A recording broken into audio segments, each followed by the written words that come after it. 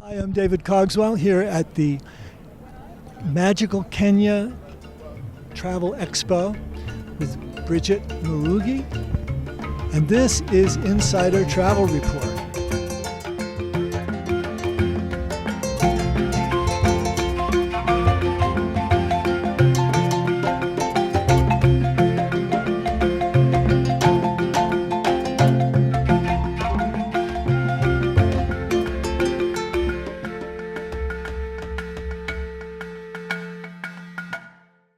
Hi, Bridget. How are you today? Hi, I'm good, David. How are you? I'm very well. Thank you so much. How are you enjoying the conference? The conference is good. I'm loving the environment, the interactions, the networks, and everything.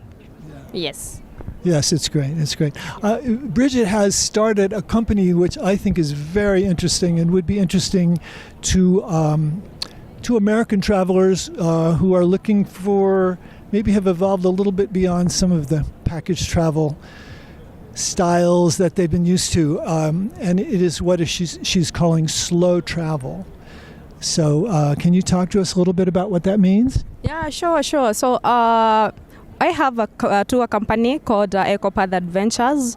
We are specializing in offering sustainable travel adventures, cultural immersions, and also business travel solutions.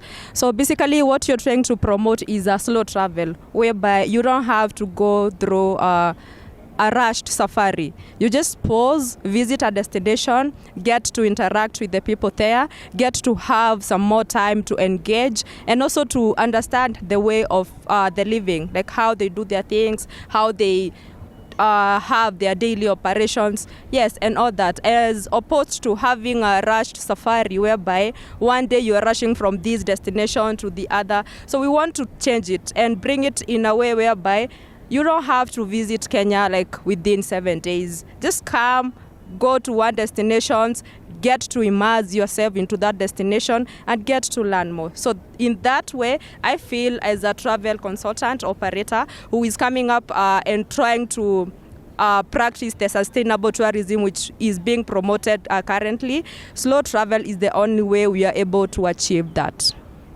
So I think that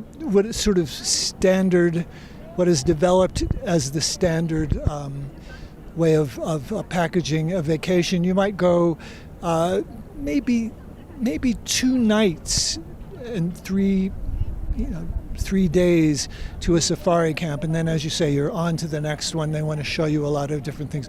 What is more the style of what you have in mind? Okay, so initially what we used to do is we have your safari planned. You go to let's say a destination, Masai Mara. You spend the afternoon there, because let's say traveling from Nairobi to Masai Mara, you take like 6 hours. You're tired, you get to the place, you again rush to a game drive. That is the evening game drive. Then the following day, they take you for the whole day game drive, such that you find you are unable to get some time to go visit the village, which I feel is the real tourism that you people should be like seeking for. You know, if you visit Masai Mara, for me, it's not about the animal, like it's not entirely about the animals. You need also to visit the people, connect with the people, get to learn how they are.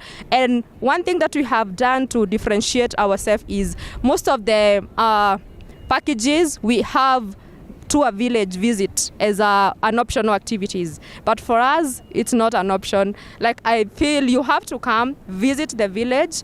Well, as per the packaging, the way we do it is you need to have at least some time to cool down, enjoy the environment, visit the village, get to learn how those people are doing, how those people are living their lives. And also, if possible, you can also engage in some of the activities that they do, like maybe farming, milking, molding, some art craft and all that. Yes. Cooking? And also, also cooking. So if you want to go to the kitchen, we have a local chef for you who will help you to prepare all the traditional meals. So I presume that you work with the client to put together a package that is suited to them. But what is your recommendation, like, rather than say a 2-night trip to a safari camp?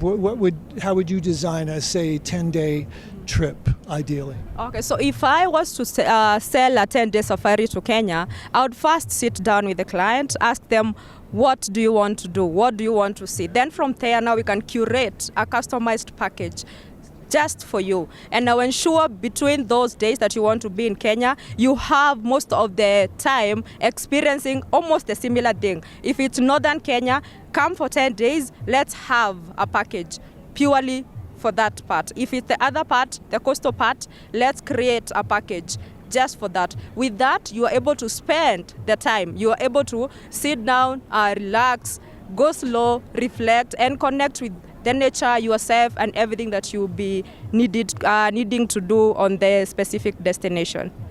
So how long would a safari camp stay be for that way of doing it? Okay, I'll give a minimum of 3 nights. 3 nights. Yeah, now for you to have a restful safari, a slow safari, whereby you come, get to the camp, have a slow day for the first day, from the traveling maybe from Nairobi to the specific place, have your the following day going through the game drives. If you wish, actually not even if you wish, I recommend you do a nature walk, because you need to walk, feel whatever place that you are in, connect with the surroundings, and also have some other time to go visit the village people, not a rushed thing whereby you just pass by within 1 hour, 30 minutes you are done, or you are on to the other destinations. Just do everything slowly.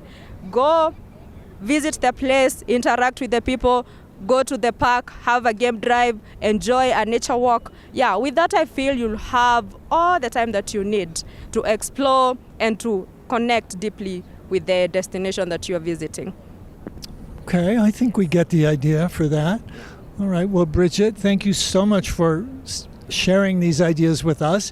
It's Echo Path Adventures. So it's ECO, Echo, hyphen, Path, P-A-T-H, Adventures. All right, well, that sounds great. And here we are, I'm David Carswell with Insider Travel Report. Thank you for being with us. Travel safely. We love you. Bye-bye.